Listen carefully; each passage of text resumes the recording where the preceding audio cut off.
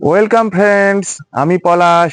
আমি আবার চলে এসেছি আপনাদের সবার প্রিয় চ্যানেল পিএম গ্রিন ওয়ার্ল্ডে।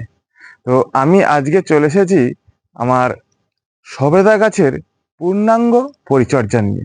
তো এখন বর্ষাকালের প্রাক্কাল, সবে ধীরে ধীরে বর্ষা শুরু হয়েছে। তো এখন সবেদা গাছের কিছু পরিচর্যা আমাদেরকে করতেই হবে।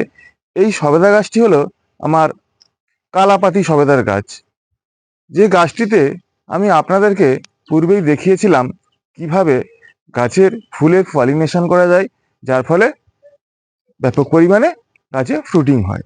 তো এরপরে আবার চলে এলাম। এখন অনেক দিন এই আমার গাছটির পরিচর্যা করা হয় না।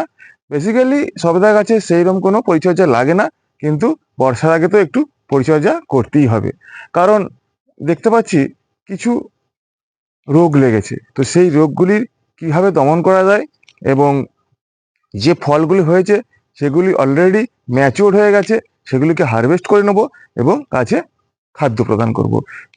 তো প্রথমে দেখুন, এই যে গাছগুলিতে যে আমার ফলগুলি একদম পরিপক্ক হয়ে গেছে, এগুলো কিন্তু আর গাছে রাখবো না। এগুলি গাছে রাখলে কিন্তু গাছের মধ্যে স্ট্রেস চলে আসবে। তো এগুলি এখন কি করব না, এগুলিকে এখন হারভেস্ট করে নেবো। এ দেখুন, এখানে, এইখানে, এখানে একদম পরিপক্ক অবস্থায় ফলগুলি রয়েছে। তো দেখুন, এই যে দেখতে পাচ্ছেন, এখানে ফল রয়েছে অজস্র অজস্র, কিন্তু ফ্রুট সেটিং হয়েছে অলরেডি। কিন্তু আমি বেশ কিছু ফ্রুট হারভেস্ট করে নিয়েছি এবং সেগুলি বাড়িতে খেয়েও নিয়েছি। তো এই ফলগুলির যে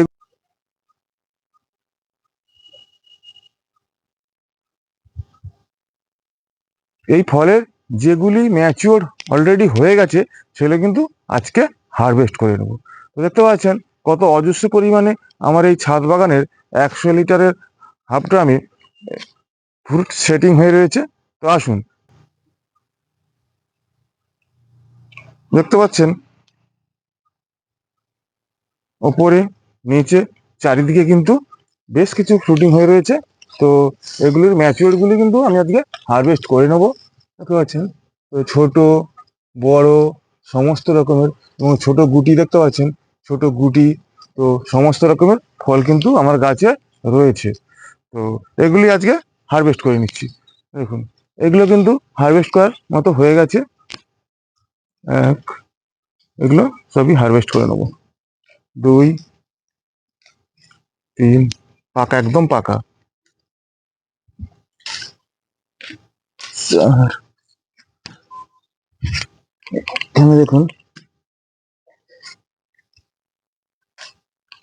এগুলো সব হারভেস্ট করে নিচ্ছি। কিন্তু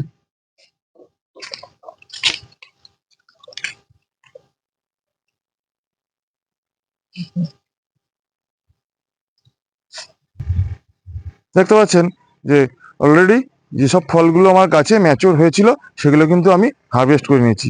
একদম পরিপক্ক, বেশ কিছু ফল আছে পরিপক্ক। দেখুন, এটাতে আঠা ঝরে না, কিন্তু মানে একদম পেকে গেছে, এক্ষুনি কিন্তু খাওয়া যাবে। তো এবার কি করব, এই গাছটিতে আমি খাদ্য প্রদান করব। তো খাবার হিসাবে আমি নিয়ে নিয়েছি, এই যে দেখতে পাচ্ছেন, এটি 500 গ্রাম পরিমাণের, এই মগটিতে আমার 500 গ্রাম ড্রাই জৈব মিশ্র খাবার কিন্তু এটাতে ধরে। তো অলরেডি আমি কিন্তু জৈব মিশ্র সার প্রস্তুতের ভিডিও আপনাদের কাছে এনেছি, এবং সেটি আশা করি আপনারা দেখেছেন। যদি কেউ না দেখে থাকেন, কাইন্ডলি দেখে নেবেন সেই জৈব মিশ্র সারে কি আছে না আছে, তো আপনারা জানতে পারবেন। তো এই 500 গ্রাম সাইজের বা 500 গ্রাম ওজনের খাবার কিন্তু আজকে আমি এই 200 লিটারের হাফ ড্রাম, অর্থাৎ 100 লিটারের ড্রামে আমি কিন্তু এটি প্রয়োগ করব। তো কীভাবে প্রয়োগ করব, প্রথমে আমাকে এই যে আগাছাগুলো রয়েছে, এগুলো কিন্তু পরিষ্কার করে দিতে হবে। এই আগাছাগুলি পরিষ্কার করে দিতে হবে। এইভাবে এভাবে আপনারাও কিন্তু আপনাদের ছাদ বাগানে বা আঙিনা বাগানে যেসব গাছগুলি থাকবে, বর্ষার আগে সমস্ত আগাছা পরিষ্কার করে দিয়ে খাদ্য প্রদান করে দিতে পারেন। তো এইভাবে মাটিটা কিছুটা দূর থেকে একটু আলগা করে নেব, আলগা করে নিতে পারি, আলগা করে নিচ্ছি। বেশি মাটি খোঁড়াখুড়ি করার প্রয়োজন নেই, কারণ এতে ফুল, ফল, ছোট ফল এবং ফুল সবই রয়েছে। তো এইভাবেই কিন্তু আলগা করে আমি খাবার প্রয়োগ করে দেবো। এটাকে এই যে জৈব মিশ্র সার, এটি কিন্তু আপনারা প্রয়োগ করে দেবেন।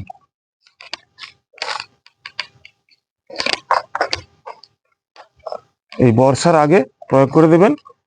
আর এখন 4 থেকে 6 মাস কোনো খাবার না দিলেও চলবে, শুধুমাত্র পচা খোলের জল ছাড়া।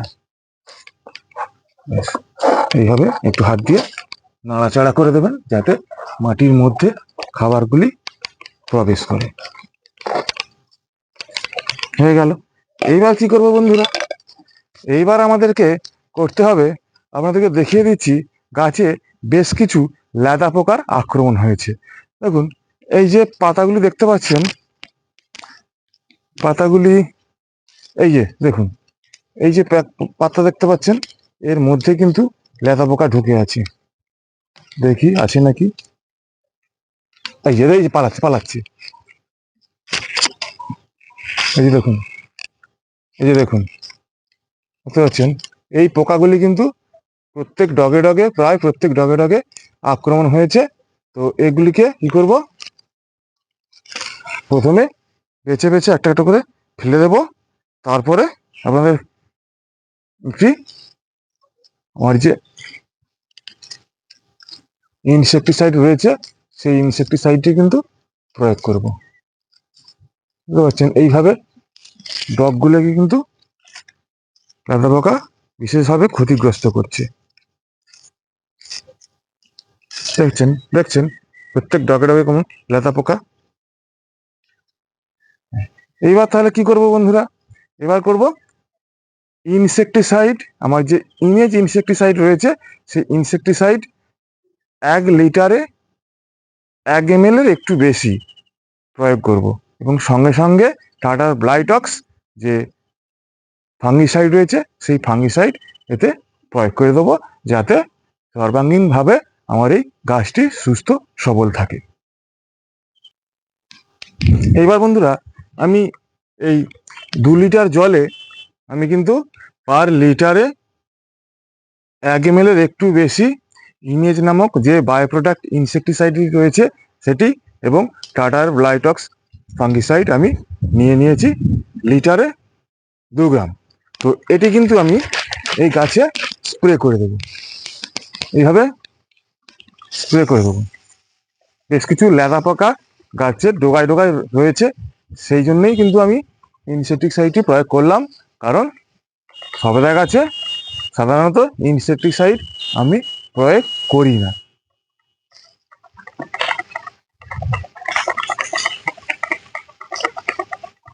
এইভাবে আপনারাও কিন্তু প্রয়োগ করে দেবেন, তাতে আপনাদের দেখবেন সারা বর্ষাকালে আপনার গাছটি ভীষণ ভীষণ সুস্থ থাকবে এবং ফুল ফল ঠিকভাবেই দিয়ে যাবে।